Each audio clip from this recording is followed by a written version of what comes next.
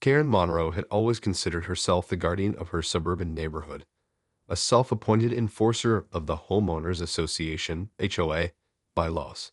But on this particular day, her role as the neighborhood's watchdog was about to escalate into a nationwide crisis. It started innocuously enough, a simple complaint about the color of a neighbor's front door. Karen, in her typical fashion, had drafted a stern letter citing the obscure section of the HOA guidelines that dictated the approved palette of acceptable hues. She was determined to maintain the pristine, cookie-cutter aesthetic that she believed was the backbone of their idyllic community. As she was about to drop the letter in the mail, a commotion outside caught her attention. Peering through the window, Karen witnessed a scene that would forever change the course of her life. A U.S. Army colonel, resplendent in his crisp uniform, was being forcefully detained by a local police officer on her very own street. Forgetting the letter, Karen rushed outside, her face contorted with indignation. "What is the meaning of this?" she demanded, her shrill voice cutting through the tense silence. The police officer, startled by her sudden appearance, hesitated for a moment. "Mom, this is a matter of national security. I suggest you return to your home." But Karen was not one to be easily dismissed. "National security? An asterisk my asterisk neighborhood," she scoffed, her hands firmly planted on her hips. "I'll have you know I'm the HOA president, and I won't stand for this kind of behavior in my community." The colonel, a seasoned veteran with a distinguished career, recognized the potential for a disastrous escalation. "Officer, please, let's discuss this calmly. I'm sure there's been a misunderstanding." Karen, emboldened by the colonel's deference, seized the opportunity. "Yes, let's discuss this. I'm sure we can resolve this matter without any unnecessary drama." The officer, sensing the growing tension, reluctantly released his grip on the colonel's arm. "Fine, but I'll be watching you, mime." Karen beamed with triumph, her gaze fixed on the retreating officer. "Now, Colonel, why don't you come inside, and we can sort this out over a cup of tea?"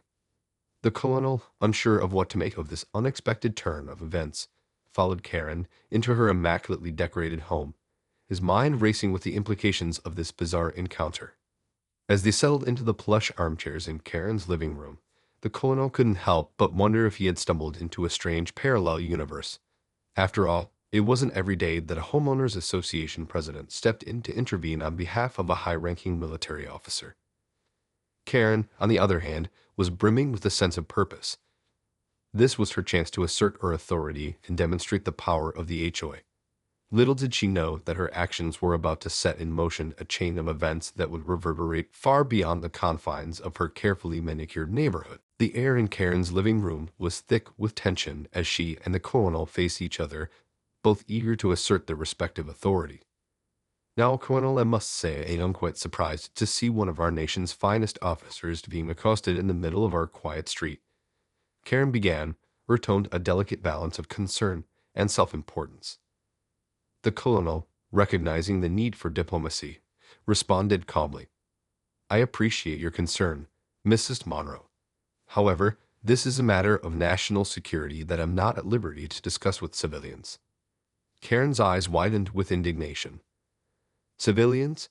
I'll have you know that I am the president of the Homeowners Association, and I take the security and well-being of this community very seriously." The colonel suppressed a sigh, realizing that he was dealing with a formidable adversary. "I understand your position, mime, but this is a delicate situation that involves sensitive military operations. I'm afraid I can't provide you with any details." Undeterred, Karen leaned forward in her chair, her brow furrowed in determination.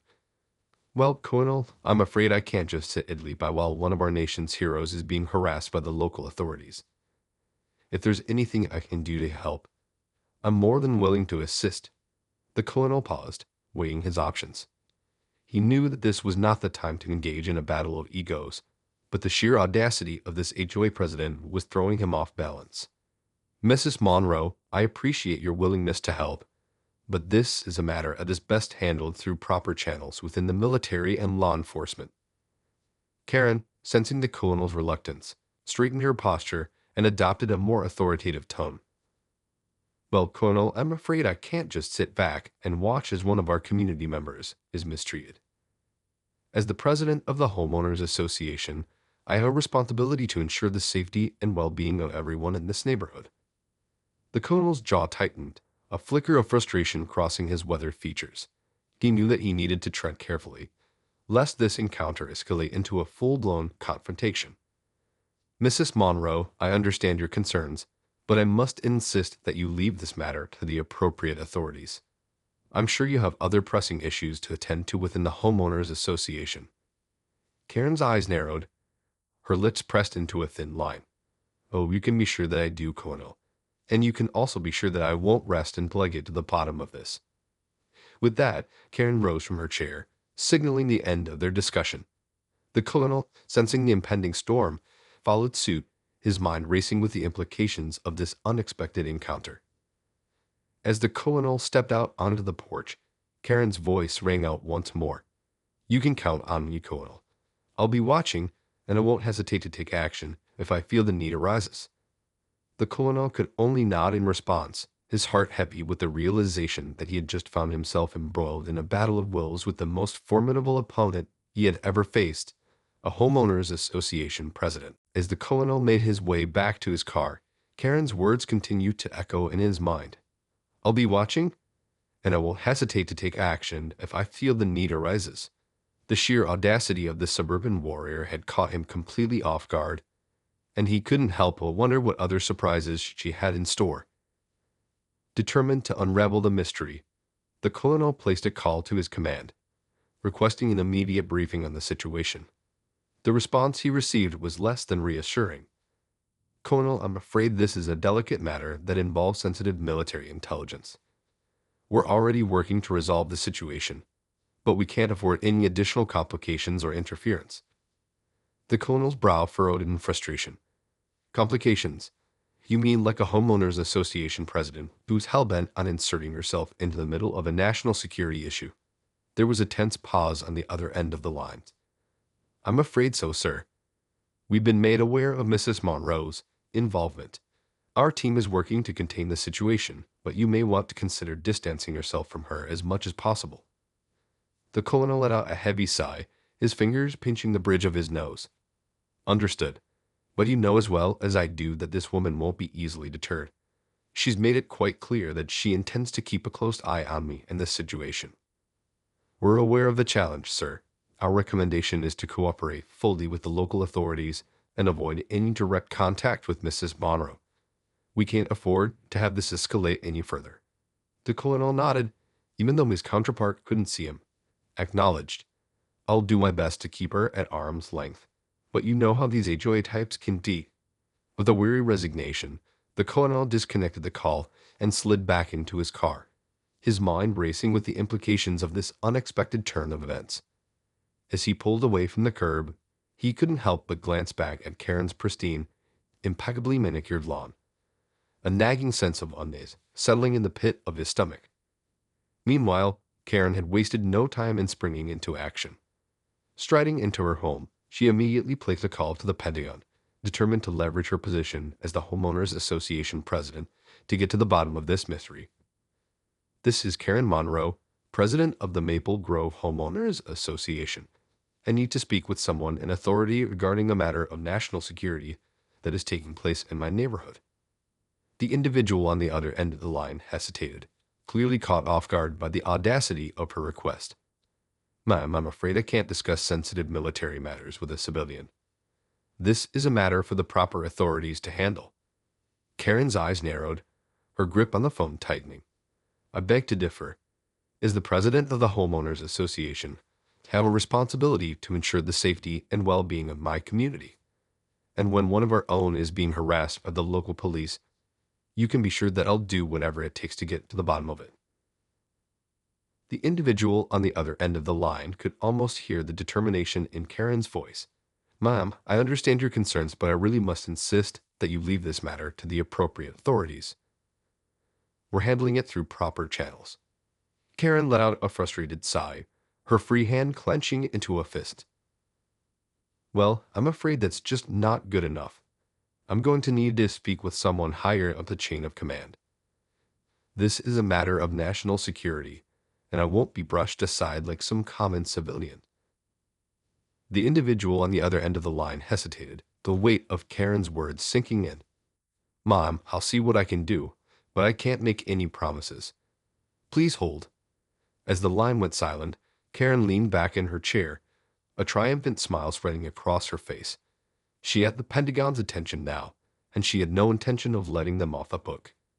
This was her moment to shine, and she was determined to make the most of it. The minutes ticked by as Karen waited on the line, her fingers drumming impatiently on the armrest of her chair. She knew that she was treading on uncharted territory, but the sheer audacity of her actions was fueled by a deep-seated conviction that she was doing the right thing for her community. Finally, after what felt like an eternity, the line crackled to life once more. Mrs. Monroe, this is General Fitzpatrick. I understand you have some concerns regarding the situation involving one of our officers. Karen straightened her posture, her voice taking on a tone of authority. Yes, General, I do. Earlier today, I witnessed one of your colonels being forcefully detained by a local police officer right here in my neighborhood. I simply cannot stand by and allow such blatant disrespect towards one of our nation's finest. There was a pause on the other end of the line, and Karen could almost feel the general's reluctance seeping through the receiver. Mrs. Monroe, I appreciate your concern, but this is a delicate matter that involves sensitive military intelligence. I'm afraid I can't discuss the details with you. Karen's eyes narrowed, her grip on the phone tightening. General, I'm the president of the Maple Grove Homeowners Association, and I have a responsibility to ensure the safety and well-being of my community. If there's a threat to one of our residents, I need to know about it. Another pause, this one heavy with resignation. Mrs. Monroe, I understand your position, but I can assure you that the situation is being handled through proper channels. I would kindly request that you refrain from interfering with military operations. General, with all due respect, I'm afraid I can't just sit back and watch as one of our nation's heroes is mistreated. If there's a problem, I need to know about it, and I'm not going to take no for an answer. The general let out a heavy sigh, his voice taking on a weary tone. Mrs. Monroe, I understand your concerns, but I must insist that you leave this matter to the appropriate authorities. We're working to resolve the situation, and any interference from civilians could jeopardize the operation. Karen's brow furrowed in determination. General, I'm afraid I can't do that. As the president of the Homeowners Association, I have a duty to protect the interests of my community. If you won't provide me with the information I need, then I'll have no choice but to take this matter to the media. The general's breath caught in his throat, the implications of Karen's threat settling in. Mrs. Monroe, I must strongly advise against that course of action. Involving the media could compromise sensitive national security matters and potentially put lives at risk. Karen leaned back in her chair, a triumphant smile spreading across her face. Then I suggest you find a way to resolve this matter to my satisfaction, General. I'm not going to stand by and let one of our own be treated like a common criminal. There was a long, tense silence on the other end of the line, and Karen could almost feel the general's frustration palpable. Finally, he spoke, his voice resigned. Very well, Mrs. Monroe, I'll have one of my associates contact you shortly with further information. But I must insist that you refrain from any further involvement in this matter. Karen's smile widened, her triumph evident. Understood, General. I'll be waiting for your call. With that, she disconnected the line, her heart racing with a heady mixture of triumph and trepidation. She had managed to secure the Pentagon's attention, but she couldn't shake the feeling that she had just stepped into a hornet's nest of bureaucratic red tape and military might. As Karen waited for the promised call from the Pentagon, her mind raced with the implications of her bold actions. She had never expected her simple complaint about the colonel's detainment to escalate into a full-blown confrontation with the highest echelons of the military, but her unwavering sense of duty to her community had driven her to this unprecedented course of action. When the phone finally rang, Karen answered with a sense of nervous anticipation. This is Karen Monroe. Mrs. Monroe, this is Major Samantha Hernandez. I've been instructed to provide you with some additional information regarding the situation with Colonel Fitzgerald. Karen perked up, her grip tightening on the receiver. Yes, please, Major. I'm listening. Mom, I understand your concern, and I want to assure you that Colonel Fitzgerald is not in any immediate danger. However, the situation is more complex than it may appear on the surface." Karen frowned, her brow furrowing with concern. "What do you mean? What's really going on here?" The major paused, as if carefully weighing her words. "Mrs. Monroe, the colonel is involved in a highly sensitive counterintelligence operation. He was being detained by the local police as part of a necessary ruse to maintain the integrity of the mission." Karen's eyes widened, her mind racing to process this unexpected revelation. "A counterintelligence operation? In my neighborhood?" "Yes, ma'am. We've been tracking a suspected foreign agent who we believe has been operating in your area. Colonel Fitzgerald's detainment was a necessary part of our efforts to apprehend this individual."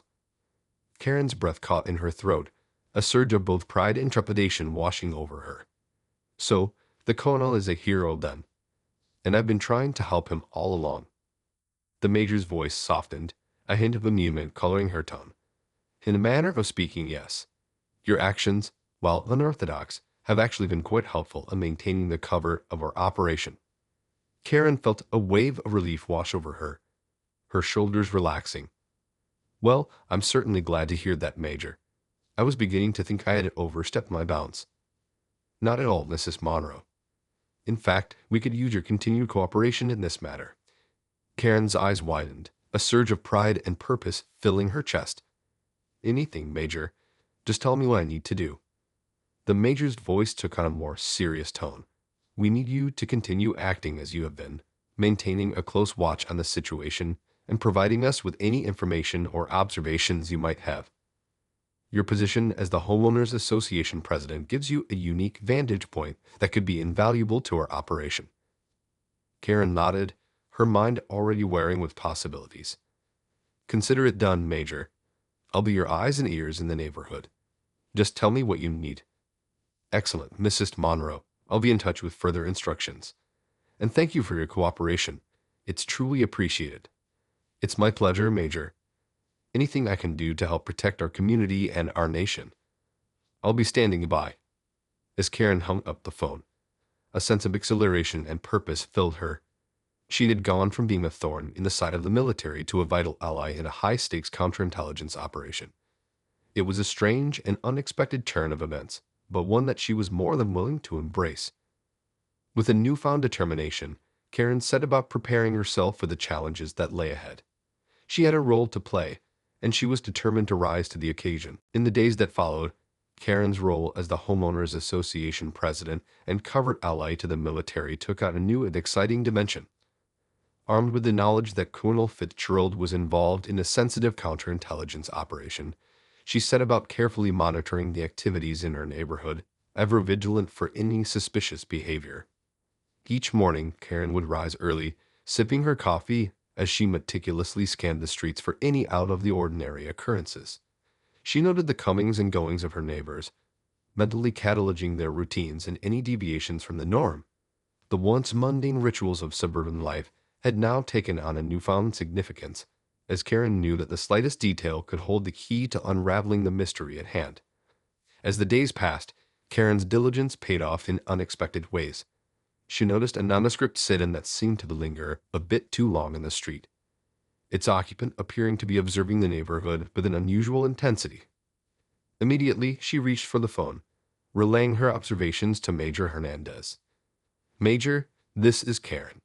I think I might have something for you. There's a car that's been circling the block a few times, and the driver seems to be keeping a close eye on the comings and goings around here." The Major's voice, calm and collected, responded without hesitation.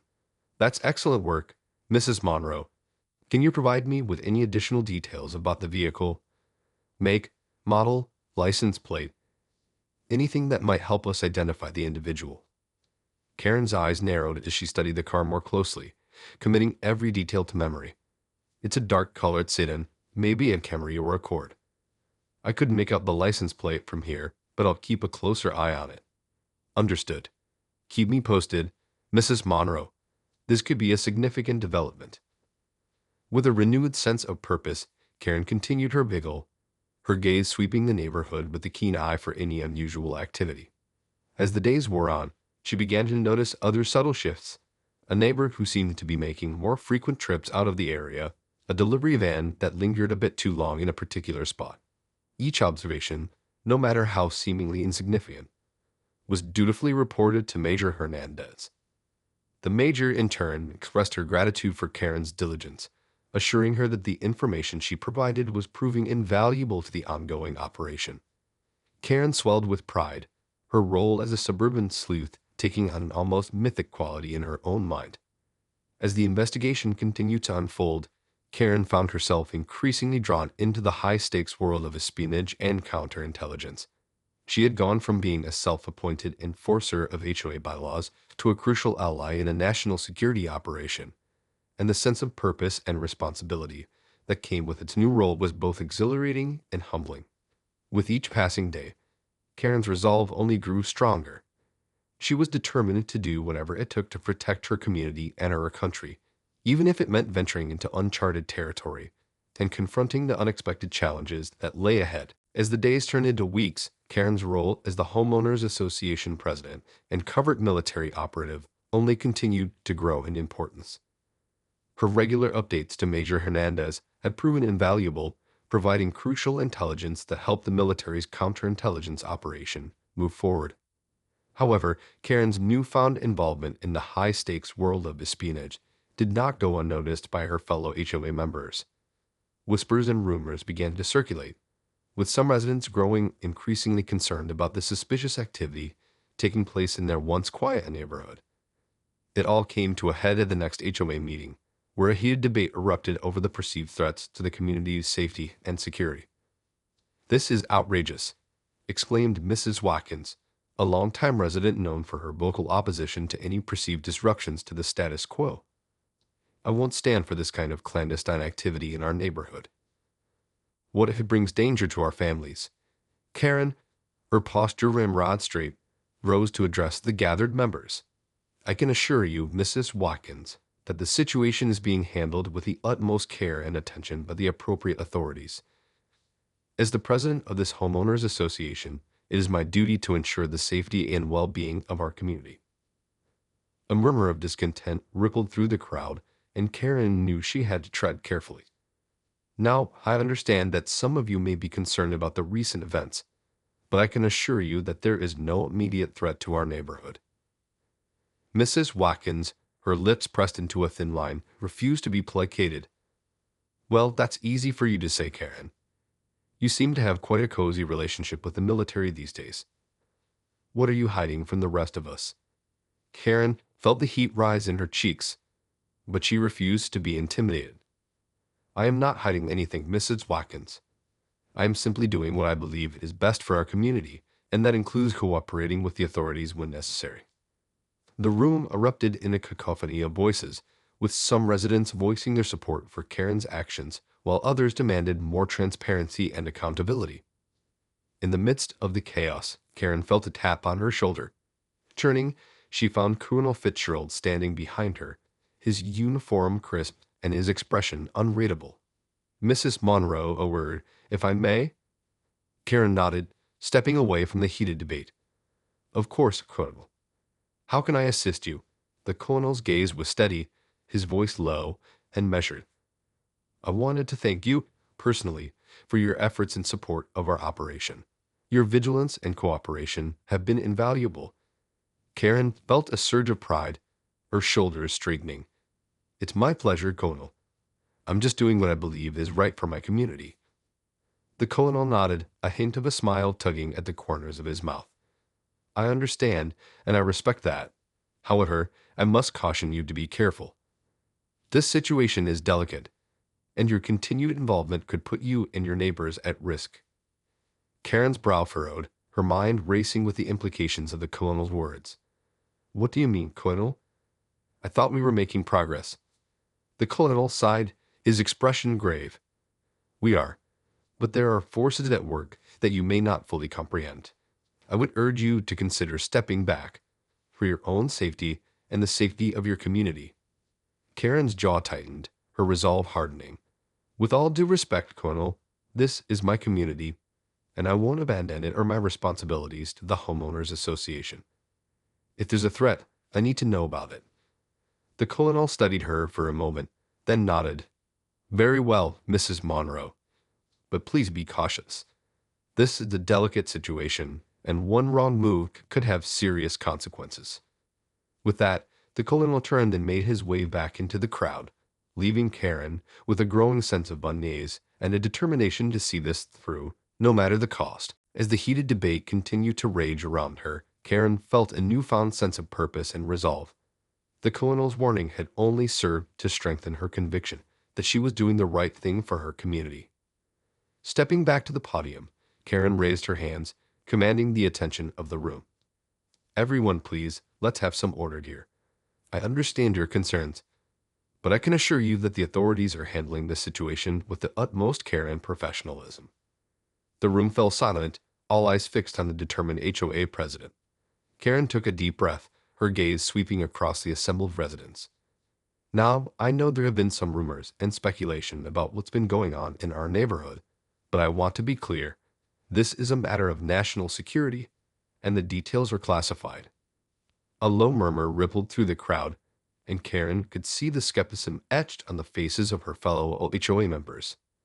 I know it's not easy to accept, but I can assure you that the military is working hard to protect our community. And as your elected president, I'm going to do everything in my power to support their efforts. Mrs. Watkins, her arms crossed defiantly, stepped forward. And what exactly does that mean, Karen? Are you telling us that we just have to trust you and the military, even if it puts our families at risk? Karen's gaze hardened, her voice taking on a steely edge. I'm telling you that this is a delicate situation, and any interference or false information could jeopardize the entire operation. I'm asking you to trust me, and to trust the authorities who are working to keep us safe. The room erupted in a cacophony of voices, with some residents voicing their support for Karen's stance, while others continued to demand more transparency and accountability. In the midst of the chaos, a sharp crack echoed through the room, and Karen felt a sudden, searing pain in her shoulder. Clutching the wound, she stumbled backward, her eyes wide with shock and fear. As the room erupted into pandemonium, Colonel Fitzgerald stepped forward, his sidearm drawn, and a grim expression on his face. Everyone, remain calm. This is a matter of national security, and I'm placing this homeowners association meeting under military order. The crowd fell silent, their eyes fixed on the colonel as he surveyed the scene. Mrs. Monroe has been shot by a suspected foreign agent who has infiltrated our community. We need to evacuate the area immediately and secure the perimeter. In the ensuing chaos, Karen found herself ushered to safety, her heart pounding in her chest. As the medics tended to her wound, she couldn't help but feel a surge of pride and a newfound respect for the military's capabilities. In the aftermath of the attack, the true nature of the counterintelligence operation was finally revealed.